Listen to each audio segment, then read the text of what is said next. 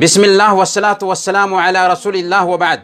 محترم بھائیوں اور بہنوں، السلام علیکم ورحمۃ اللہ وبرکاتہ۔ سورج یا چاند گرہن کوئی معمولی حادثہ نہیں ہے۔ سورج اور چاند گرہن کے موقع سے لوگ عام طور پر غفلت کا شکار ہوتے ہیں اور اسے نارمل معاملہ سمجھتے ہیں، حالانکہ یہ اللہ تعالیٰ کی نشانیوں میں سے ایک نشانی ہے۔ اس میں غور و فکر کی دعوت ہوتی ہے۔ اللہ تعالیٰ نے فرمایا سورہ یوسف آیت نمبر 105، وَكَأَيٍّ مِّنْ آیَةٍ فِي السَّمَاوَاتِ وَالْأَرْضِ يَمُرُّونَ عَلَيْهَا وَهُمْ عَنْهَا مُعْرِضُونَ، اور آسمان اور زمین میں کتنی ہی نشانیاں ہیں جن پر ان کا گزر ہوتا ہے اور وہ ان سے صرف نظر کیے ہوتے ہیں۔ زمانہ جاہلیت میں لوگوں کا عقیدہ یہ تھا کہ سورج گرہن اور چاند گرہن عظیم شخصیات کی موت یا زندگی کے موقع سے ہوتا ہے۔ ایک مرتبہ جب اللہ کے نبی صلی اللہ علیہ وسلم کے عہد مبارک میں سورج گرہن ہوا تو اتفاق سے اسی دن آپ صلی اللہ علیہ وسلم کے بیٹے حضرت ابراہیم کی وفات ہوئی تھی۔ لوگوں کو خیال ہوا کہ غالباً ابراہیم کی موت کی وجہ سے سورج میں گرہن لگا ہے۔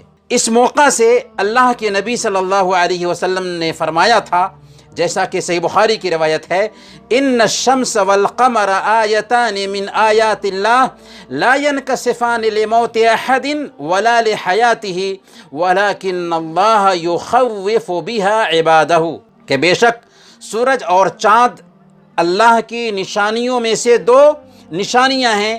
کسی کی موت یا کسی کی زندگی کی وجہ سے اسے گرہن نہیں لگتا، لیکن اللہ تعالیٰ اس کے ذریعہ اپنے بندوں کو ڈراتا ہے، اپنے بندوں کے اندر خوف پیدا کرنا چاہتا ہے، کیونکہ یہ اللہ تعالیٰ کی ایک نشانی ہے اور نشانیاں تخویف کے لیے ہی نازل ہوتی ہیں۔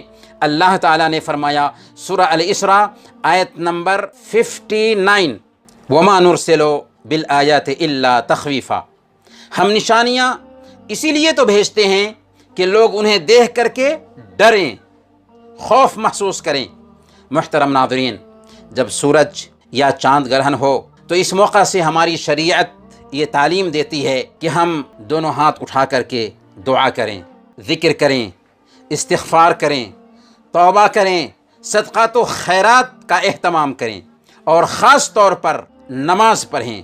اللہ کے رسول صلی اللہ علیہ وسلم کے زمانے میں جب سورج گرہن ہوا تھا تو آپ نے باضابطہ صحابہ کرام کو نماز پڑھائی تھی۔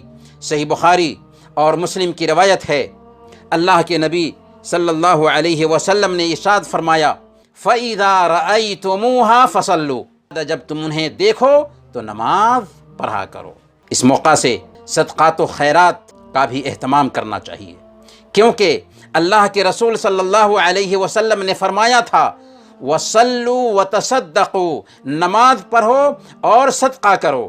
اس موقع سے دعا کا بھی خوب سے خوب اہتمام کرنا چاہیے، کیونکہ اللہ کے نبی صلی اللہ علیہ وسلم نے فرمایا تھا فَإِذَا رَأَيْتُمُوهُمَا فَادْعُوا اللَّهَ وَصَلُّوا حَتَّى يَنْجَلِيَ، جب تم چاند گرہن یا سورج گرہن کو دیکھو تو دعا کرو، نماز پڑھو یہاں تک کہ فضا صاف ہو جائے۔ آئیے جانتے ہیں کہ سورج گرہن اور چاند گرہن کی نماز کا طریقہ کیا ہوگا۔ تو یاد رکھیں کہ سورج گرہن اور چاند گرہن کے موقع سے 2 رکعت نماز پڑھی جائے گی۔ ہر رکعت میں 2 قرات ہوگی۔ نوٹ کیجئے کہ ہر رکعت میں 2 قرات ہوگی، 2 رکوع ہوگا اور 2 سجدے ہوں گے، عام نمازوں سے بالکل الگ۔ ہر رکعت میں 2 قرات ہوگی، 2 رکوع ہوگا اور 2 سجدے ہوں گے۔ صحیح مسلم کی روایت ہے، سیدہ عائشہ صدیقہ رضی اللہ تعالی عنہ بیان کرتی ہیں وَصَلَّى 4 رَكَعَاتٍ فِي رَكَعَتَيْنِ و4 سجدات، کہ آپ نے 2 رکعتوں میں 4 رکعات پڑھی اور 4 سجدے کیے۔ اور اس نماز میں قرات زور سے ہوگی، کیونکہ اللہ کے رسول صلی اللہ علیہ وسلم نے قرات زور سے کی تھی۔ صحیح بخاری اور مسلم کی روایت ہے، سیدہ عائشہ صدیقہ رضی اللہ تعالی عنہ بیان فرماتی ہیں کہ اللہ کے رسول صلی اللہ علیہ وسلم نے سورج گرہن کی نماز میں زور سے قرأت کی۔ جب آپ قرأت سے فارغ ہوئے تو اللہ اکبر کہا اور رکوع کیا۔ جب رکوع سے سر اٹھایا تو کہا سمع اللہ لمن حمدہ ربنا ولک الحمد، پھر آپ نے دوبارہ قرأت شروع کر دی۔ اس طرح آپ نے 2 رکعت میں 4 رکعتیں پڑھیں اور 4 سجدے کیے۔ اس نماز میں قرأت لمبی کی جائے گی۔ اللہ کے رسول صلی اللہ علیہ وسلم نے نہایت طویل قیام، نہایت طویل رکوع اور نہایت طویل سجدے کیے تھے۔ البتہ دوسری رکعت کے مقابلے میں پہلی رکعت زیادہ طویل ہوگی۔ سیدہ عائشہ صدیقہ رضی اللہ تعالی عنہ بیان کرتی ہیں کہ میں نے اس سے زیادہ طویل سجدہ کبھی کیا ہی نہیں۔ چاند اور سورج گرہن کی یہ نماز مسجد میں جماعت سے پڑھی جائے گی۔ اس نماز میں مردوں کے ساتھ عورتیں بھی شریک ہو سکتی ہیں۔ نماز کے بعد مسنون ہے کہ امام خطبہ دے۔